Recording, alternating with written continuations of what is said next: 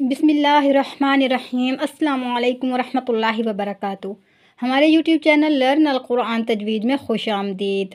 आज का लेसन है लेसन नंबर 1.51, जिसमें बात करेंगे हम नून साकिना और तनवीन के बारे में।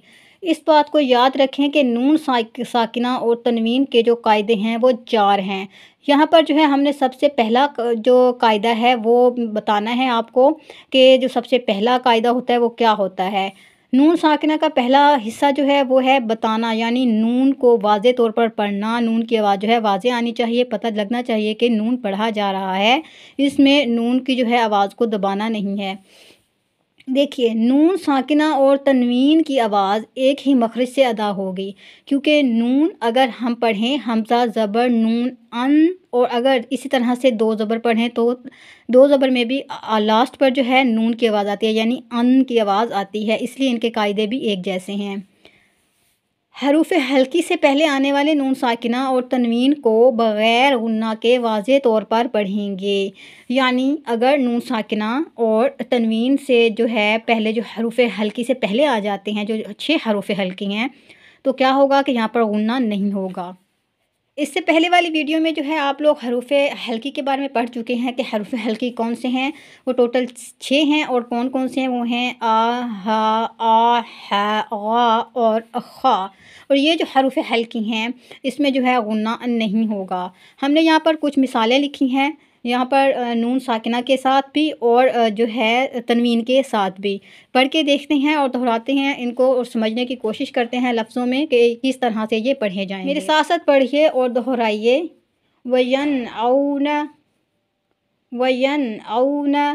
देखिए यहाँ पर नून पर गुन्ना नहीं हुआ। इसी तरह से अनहारुन, अनहारुन, अनअमता, अनअमता, मिन हसनतिन, मिन हसनतिन। देखिए यहाँ पर मिन नहीं करेंगे। इस तरह से मिन गैरी, मिन गैरी, मिन खैरी, मिन खैरी।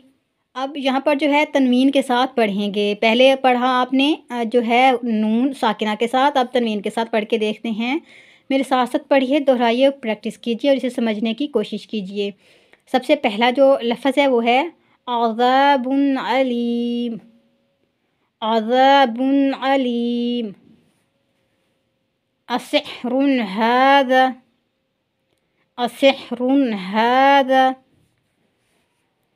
समीउन अलीम, समीउन अलीम।